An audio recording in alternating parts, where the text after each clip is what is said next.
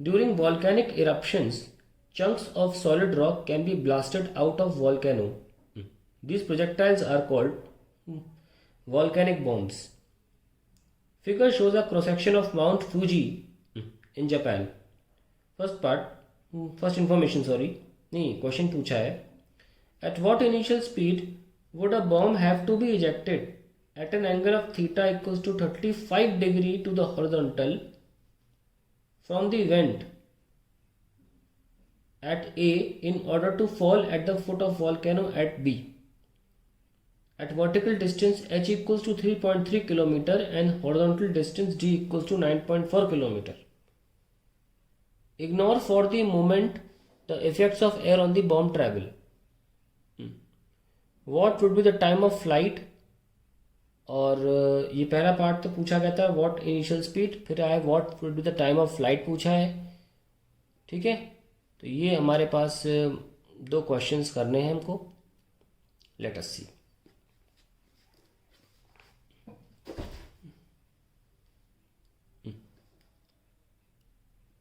तो भाई यहाँ पे नॉर्मल डायग्राम बना लेता हूँ मैं.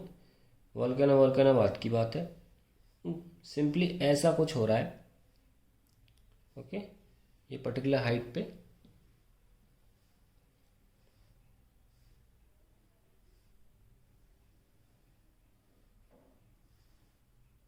ऐसा सा दिया हुआ है. At what initial speed ejected at theta degree 30 degree to the horizontal from the vent at A in order to fall at the foot of volcano at a distance B at vertical distance इतना. ठीक है, तो भाई h की value यहाँ से given है 3.3 kilometre है, और ये जो वैल्यू दे रखी है हमको ये 9.4 है दे रखी किलोमीटर के फॉर्म में. बस ख़त्म हो गया क्वेश्चन. हमको क्या निकालना है?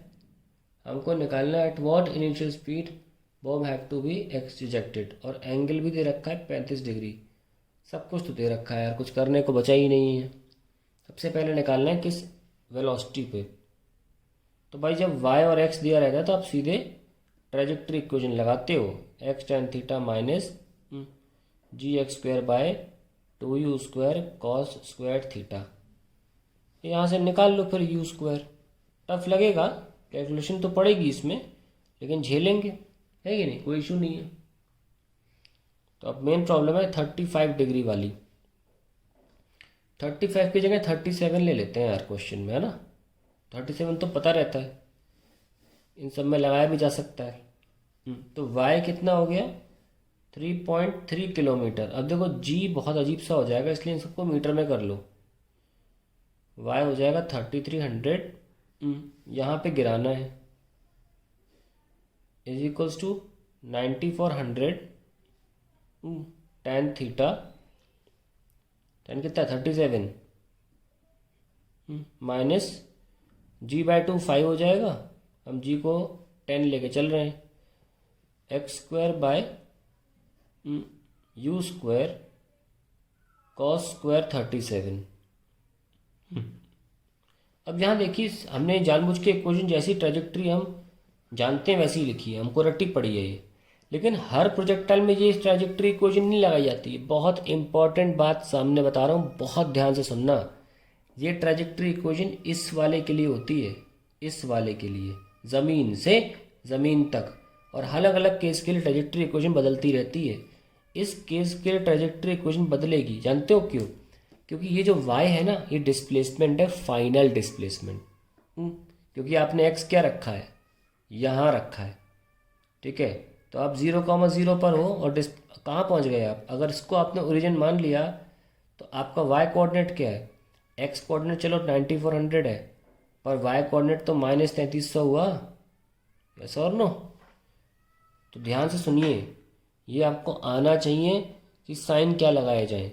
इस तरीके के ट्रेजेक्ट्री इक्वेशन में यहाँ भी माइनस होता है. ठीक है, क्योंकि फाइनल डिस्प्लेसमेंट डाउनवर्ड्स है, ग्रेविटी जो लग रही है वो डाउनवर्ड लग रही है. यस और नो? और हम लेकिन पॉजिटिव एक्स एक्सिस में, इसलिए ये प्लस रहेगा. तो ये ध्यान रखें, नहीं तो गलत हो जाएगा, आंसर नहीं आएगा. रट लें इस बात को कि इस तरीके के प्रोजेक्टाइल्स के लिए ट्रैजेक्टरी इक्वेशन ये होती है, या आसान तरीके में बोलें तो ये भी हो सकती है y equals to minus x tan theta, minus से मल्टीप्लाई कर दे तो सिर्फ एक ही जगह पॉजिटिव दिखेगा आपको। Okay, this is a very important fact I am telling you. Many students forget, सीधे ये वाली चेप देते हैं प्लस वाली, नहीं, अलग अलग के लिए अलग अलग ट्रैजेक्टरी इक्वेशन होती है, सिर्फ माइनस प्लस का फर्क रहता है, टर्म सेम रहते हैं। तो देखो कैसी वाली जमीन थोड़ी ऊंचाई से फेंकोगे तो ये वाली ट्रैजेक्टरी इक्वेशन लगेगी। तो हम भी ये काम भी कर सकते हैं भाई, सब जगह से माइनस हटा के एक को दे दो, हम भी कर लेते हैं ऐसी। 3300 इज माइनस 9400 इंटू 1037, उसको भी सॉल्व करेंगे अभी, पहले ज़रा हम लिख लें ठीक से। प्लस हो जाएगा ये 5x² by u square cos square 37। तो ये इक्वेशन हो गई। अब हमारे पास सब कुछ है, वो x भी है, x की कितनी वैल्यू 9400 है ना, 9400 रख दो यहाँ पे और स्क्वायर कर दो। बहुत घातक कैलकुलेशन है इस क्वेश्चन में, देख रहे हो, कोई इशू नहीं है, क्वेश्चन करने में कैलकुलेशन तो होती है, अच्छा लगता है कैलकुलेशन करने में।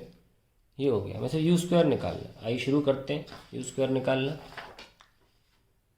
इक्वेशन है 3300 इज माइनस 9400 1037 प्लस 5 9400 का square upon u square cos square 37। अब सब वैल्यूज़ देखो, 1037 की वैल्यू बड़ी फेमस है, बोलते हैं 3/4 है, ठीक है भाई, ये 3 ये 4 तो ये 5, तो कॉस कितनी होगी 4/5 और साइन की 3/5, जो यूज हो जाए वो कर लेंगे use.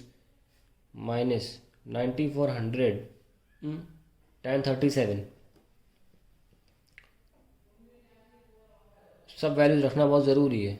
It is 3/4 plus 5 into 94 okay का square into 10⁴ upon u square cos कितना 4/5 दैट इज 16/25।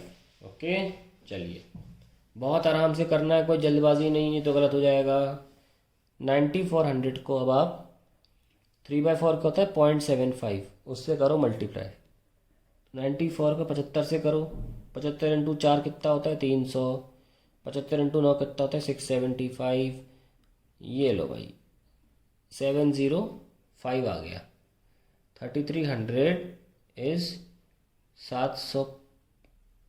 7050 सॉरी, ये आ गया भाई 7050 माइनस में प्लस 25 ऊपर चला जाएगा 125 बना देगा इसको। ये 94 का स्क्वायर है, 10⁴ भी है, यू स्क्वायर भी है, 16 भी है, वेरी नाइस। चलिए 3300 जोड़ो इसमें, चलिए हो गया 10350 इज इक्वल्स टू 125 इंटू 94 का square into 10⁴ upon u square into 16 की जगह 4 का स्क्वायर। अब लो यू स्क्वायर इधर ले आओ, 125 इंटू 94 का स्क्वायर 10⁴ अपॉन 10350 इंटू 4 का स्क्वायर। अब अननेसरली इन सबको डिवाइड करने से अच्छा है सीधे यू निकाल लो, तो स्क्वायर रूट चढ़ेगा 125 पे। ये परफेक्ट स्क्वायर नहीं है, ये परफेक्ट स्क्वायर भी नहीं है, बाकी बहुत सी चीज़ें परफेक्ट स्क्वायर हैं, ऐसे 94 10⁻² और 4 ये बच रही हैं। अब हमें सॉल्व करना है, अब अजम्पशन का सहारा लेंगे। देखो स्क्वायर रूट निकालना सिखाता हूँ मैं आप लोग को। जब भी बड़ी बड़ी वैल्यूज़ होती है ना स्क्वायर रूट में 10350, कोई ज़रूरत नहीं सॉल्व करने की इतनी बड़ी वैल्यूज़, ऐसे कर लिया करो 103.50 10⁻², तो कुछ पॉइंट्स अपने बाहर कर लिए, उससे आपको पता चल जाता है 1350 10,350 का स्क्वायर रूट सोचने से अच्छा है आप 103 का सोच लो। अजम्पशन 10.1 सोच लिया, और भाई 10 का 100 होगा और 10⁻² का 10, तो अप्रोक्सीमेटली 101 साल बाद, साल के बोल रहा हूँ मैं 101 आ जाएगा ये। और इसका अभी आप 11.1 ले लो, ये आ जाएगा 101 करीब इंटू 94/4। ये सब अजम्पशन लिए मैं, ध्यान रखना। Okay fine. अब शुरू करते हैं, थोड़ा सॉल्व करना है, पड़ेगा ही पड़ेगा। 11 9 से 99 होता है और 11.1 अप्रॉक्सीमेटली 9 ही रहेगा। ये लीजिए, ये भी कर दिया। कितना आ जाएगा यू? 94 divide by 36 into 10⁻²। अब ये थोड़ा तमीज़ से कर लो यार, इतना तो करना चाहिए, है कि नहीं? 94 36 2 72 220 पॉइंट। फिर क्या बच रहा है? 36 4 144 होता है, 36 3 108 होता है, तो यहाँ पे 6 टाइम चला जाएगा। अच्छी बात है। 216, बहुत पास में पहुँच गए हम। 4 और 0, ये लो भाई 2.61। 2.61 इंटू 2 इंटू 100, 261 यू आ गया मीटर पर सेकेंड। सो इसमें सिर्फ कैलकुलेशन है और कुछ नहीं है। कैलकुलेशन से डरना नहीं है, इसलिए आंसर इजीली हो जाएंगे। अब पूछा है टाइम ऑफ फ्लाइट, यू तो आ गया। तो भाई टाइम ऑफ फ्लाइट जब तक हवा में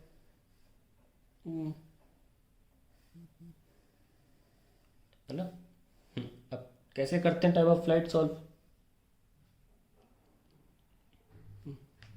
भाई यू तो निकल गया 261 मीटर पर सेकेंड। एंगल भी पता है 37 डिग्री, तो ये वाला जो है ये होगा 261 मीटर पर सेकेंड cos 37। और ये कहाँ पे जा तक ख़त्म हुआ? 9400 मीटर पे जाके ख़त्म हुआ है ये। और इस दिशा में इस वेलोसिटी का एक्सेलरेशन भी नहीं होता। तो simple, distance is equals to speed into time, that's it. Time आ गया distance upon speed. What is distance? 9400। What is speed? 261। ठीक है। cos 37 भी लेना है। आइए, 9400 डिवाइडेड बाय 261 इंटू cos 37 होता है 4/5, तो 0.8 ले लिया। सबसे पहले 261 को 8 से करो मल्टीप्लाई। 8 1 ज़ा 8, 8 6 ज़ा 48, 8 2 ज़ा 16। ये लो, ये आ जाएगा 208.8। 208.8। Let us take it 209। आप करो डिवाइड 209 से। 209 4 ज़ा आ जाएगा 36। ये बचेगा, हाँ 9 4 ज़ा 36 आ जाएगा। सॉरी, शायद गलत कर दिया मैंने। 9400 डिवाइड बाय 209। 9 4 ज़ा 36, 0 4 0 and 3 and 2 4 ज़ा 8। अब ठीक है, ये बच्चा 8 0 1 0। ओके, और एक बार कर ले, कितनी बार जा रहा है ये? 4 बार ही जा रहा है ना। 836 5 बार तो नहीं जा सकता। चला जा रहा है 5 बार, हाँ जा तो रहा है। 45 ना, हाँ जा रहा है। 2 5 ज़ा 1000 एंड 1045। बहुत बढ़िया, जा रहा है 350। ये 0.1 आ जाएगा।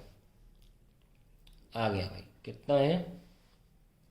45.1 seconds. That is the final answer. Okay, और टाइम ऑफ फ्लाइट भी आ गया।